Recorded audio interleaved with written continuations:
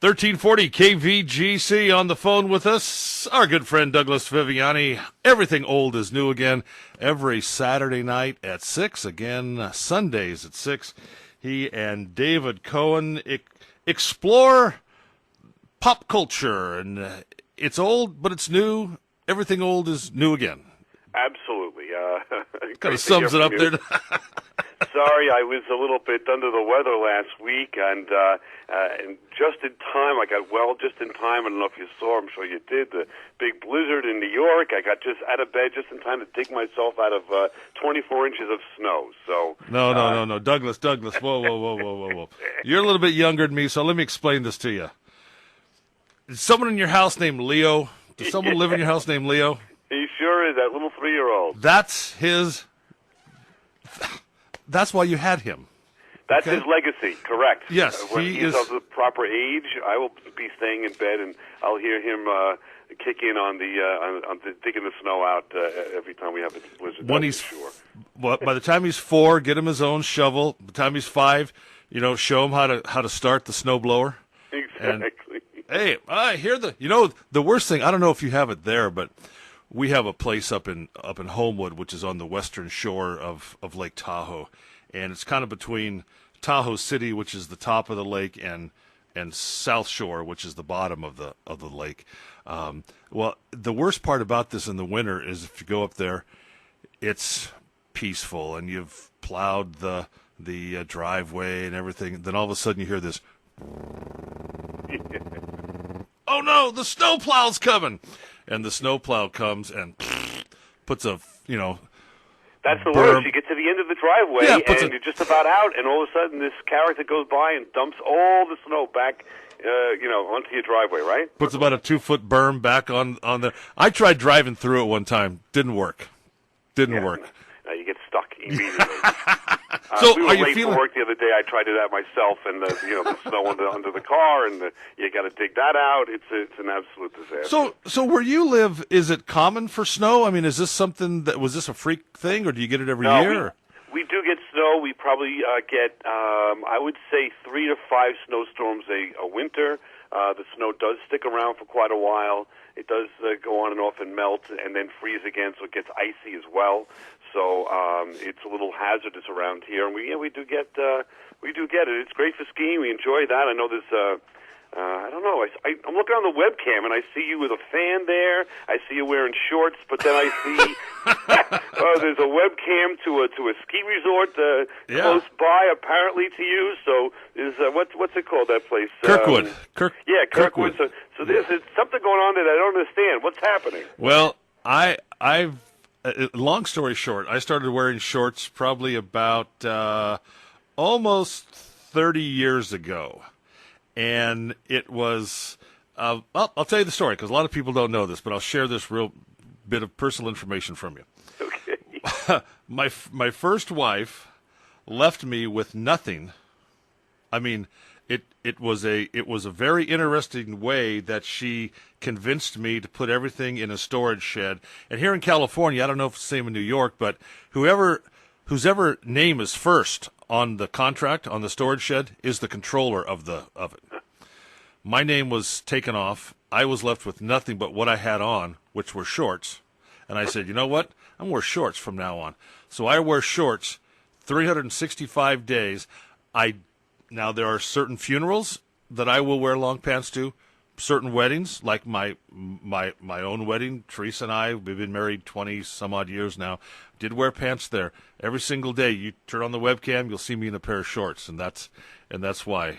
But that's a symbolic sign of your Emancipation Proclamation. Exactly. See, you understand. See, it takes a legal mind to understand mine. I heard similar stories. I pulled up a line. Jake, my 21-year-old, made dinner for Teresa and I last night, so we were sitting around talking about things. And I pulled up the line, and I couldn't remember. I think it's from Young Frankenstein, where it's the nonsensical ravings of a lunatic mind. Do you remember that that? I do. I think it might be Young Frankenstein, though I can't place it exactly. Anyway, that's a story of my life right there. The nonsensical ravings of a lunatic. Well, mind. talk about nonsensical mind. We've talked in the past about, I have a 6 and 3-year-old, and we talked about Leo just a minute ago, and I got the 6-year-old. We were snowbound. We were, figured, all right, this is a good opportunity to sit down and watch a movie or two, get a kick out of it with her. So Father of the Year, I've set her through like Ant-Man, and she survived the Jurassic World. She survived Star Wars, the new release, and enjoyed all of that. So I think I'm going to be a little adventurous to show something from the past. So we get the popcorn going and pull the shades down, and in goes 1958, The Blob with Steve McQueen. You remember this one? Yeah, absolutely. And I thought it was innocent, and it's got kind of good special effects for '58, but for now it's kind of a goof, and basically if you don't know, it's like this gelatin substance that kind of eats people, if you will, or takes them over and covers them up, and they become part of the Blob, and it's a big project. And Steve McQueen's first movies was kind of pretty decently acted, and since then we sat through it. I enjoyed it. She was quite quiet. Since then, I've heard nothing but references to the Blob, and it's driving me nuts because she sees it when tries to go to bed at night, coming out from under her door. I've got to put little figurines by the door to protect her from the Blob, and they're seeing it in the peanut butter and jelly sandwich when the jelly drops onto the dish. And it's just like it just, thank goodness it's cold out, because the Blob, as you may know, doesn't like the cold, and that's why they got rid of it. But I made a huge mistake that of the year watching the Blob with my little kid. I never. Is there a movie like that when you were growing up that just stuck with you and just caused you problems, or dad problems? I don't know. It's causing me problems. Ladies and gentlemen, Father of the Year once again. There you go. Give him a round of applause, Douglas Viviani. Come back to haunt me. I can't believe it. Well, I'll tell you what. I'll tell you what gets me is every once in a while. As you know, I work with my son JD, my oldest son, every morning. He's 33, maybe 34, 33. Well, anyway, he's getting up there, and things will pop up. He'll go, "Oh, I remember you taking me to that movie. Man, that part scared me." Or I was scared of for example, He-Man, the He-Man movie. He was afraid of Skeletor. There you go. Okay, Skeletor, and everyone, but he'll pop up with stuff, and I'll go, "What? I don't even wow, that meant something. That really meant." And it's interesting to see what sticks with the kid. Yes. Now, your daughter, I mean, this may haunt her all the way to her wedding night. You never know. I mean, you may have scarred her for life. You know what I mean? It's possible. I know I was scarred for life from. I snuck down one day a night where my dad was big to watch the movies late at night, and it was a weekend, I'm pretty sure, and I was probably about her age, 6 or 7, and I don't remember, this is a very, very obscure movie, but Invaders from Mars was on.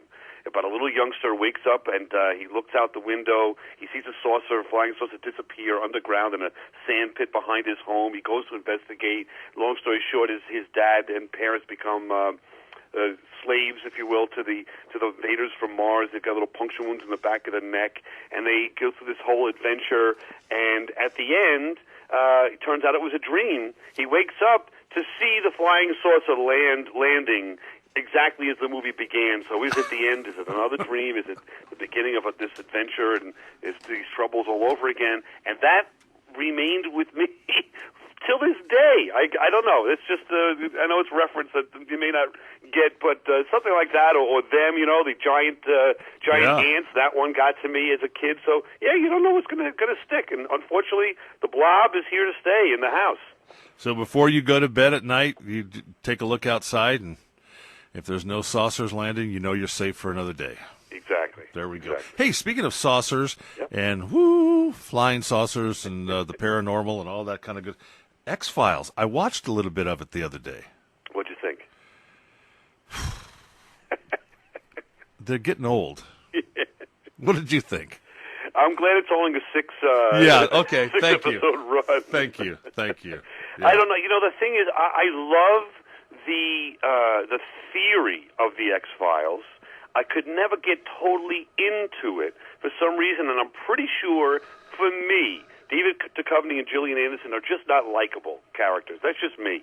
And I gravitate towards the characters, and I've got to be invested in them before I can dive into the stories. Because I love the sci-fi, I love Monsters of the Week, and they do both of those. And in this incarnation, they're doing their story on UFOs at the first and sixth episode, and episode 3, 4, and 5. I'm sorry, 2, 3, 4, and 5 are going to be about Monsters of the Week, which they did as well. I don't know. I just think Kolchak did it better way back when, and remember that Night Stalker? Remember that? It's great. One of the best ones was when he was underneath the city in Seattle. Remember that? It was a whole city under Seattle, and that was no one ever talks about that. That was a great show. Absolutely. Oh, I loved it. That was let's see, the father, Darren McGavin from Christmas Story, right? Yeah. And it was only on for about, I think, like 27 episodes. If that, I was going to say like maybe 7 or 8. I don't. It's hard to find it too. Yeah, and but it stuck with me, and it's definitely a precursor to the X-Files. They even, the creator of the X-Files, Chris Carter, I think his name is. They do reference it here and there in interviews and things. Very influential, but it wasn't that widely known. Just a character that went out and had a Monster of the Week. It started out with a Dracula kind of event, and then he went to UFOs and all different things. And I loved it because I loved that character. It's almost like Columbo. Like, I don't love murder mysteries just per se, but the character of Columbo drew me in, and then I got into the plot and all that. And that's what we're going to be talking about this week. We're focusing on the X-Files, which is a great example of everything old is new again, where, we examine pop culture and where it came from and why it's still popular today. It's coming back. You know what was another good show, and I see it sometimes on reruns, and I didn't see it in first run. It was called Forever Knight, and it was about Nick Knight, who was this 800-year-old vampire that was working as a homicide detective in modern-day Toronto with the Toronto police. Did you ever see that? I didn't see that, but it sounds exactly like Forever, which was just canceled last season. It was on, I guess, just 1 year, where it was a fellow that he would die and come back to life, and he had lived probably, I guess, about 300 years at that point, and knew so many things from living all this time, was, investigating crime and as a pathologist and just pulling bodies apart and figuring out what's going on. And it was intriguing because it would flash back to his life in the past, and it was all relevant to the present story. I don't know if that was what that was like, but I think we were all intrigued by time travel. It's sort of a time travel type of thing, How about Lucifer? I haven't seen it yet. I've seen the ads for it. It looks intriguing, but I can't comment yet. Are you interested? Have you seen it? I saw the first. Yeah, we DVR'd it. I watched it the other day while I was eating my lunch, and it was a good TV show to eat watch while you're eating your lunch. It was, I don't want to say cute, but it's going to get old too. Yeah. So some of these premises you just can only go so far with them, I mean, how can you make the devil good? I mean, right. He's how do you like? Let's put it this way: you're not supposed to, like the devil. So, starting from that premise, how do you make it a show about somebody or some entity that you don't like as the star and basically succeeding? And what is he, solving crimes or something? He's helping. I mean, he's like the anti-hero. He's excuse the, word here, but he's an ass. Right. And he's an ass, and he treats this detective that he's working with pretty bad. But there's going to be some backstory to this woman that he's hooked up with, fighting crime with, because there's something in the past there. And it's but Douglas, I can't. I mean, a season, maybe 2 is going to get. What's unfortunately, I really liked Sleepy Hollow, but Sleepy Hollow's getting a little long in the tooth for me now. Sometimes I think series should only go 1 or 2 years, and just say that we're going to end it. We're going to go 1 or 2 years. Have a certain arc. We have that recently with a lot of these series, like The Sopranos, if you will, or Boardwalk Empire, where you've got an arc, especially Boardwalk Empire, where they kind of seem to know where they were going. It's like a movie, but they need to tell this story in like 50 hours or something. Yeah. So at the end of 50 episodes, we're done. We've told the story, but we want to use television to tell a very detailed story, to get really into the backstories and all that, but they have a point to it, Right. And that's it. It's going to end. Sometimes these series, they just go on and on because they start them like a Lost to me. They started that series, had a great idea. Heroes is another one. Started that series, had a great idea, but it didn't seem to know where they were going, and the premise is thin to me. Yeah. Well, Douglas Viviani, let me ask you one more question. Yes. Okay. Is it snowing today? It's not snowing today, and actually it's supposed to get to the 40s, so that's the good news. But the other side of the fence is that everything starts to melt, but at nighttime it's going to get down below freezing, and it's going to be icy. And when my wife gets out of the car and makes her way towards the house and slips, it's going to be my fault. Well, you know what they say, everything old is new again. That's been going on since caveman, I'm sure. Everything old is new again every week, examining pop culture, where it came from, why is it still popular, and this and that. Douglas Viviani and our good friend David Cohen every Saturday at 6 and Sundays again at 6. Douglas, have a great weekend. And again, next year, Christmas time, Leo gets a snow shovel. It's a great present. Thanks. Have a good one.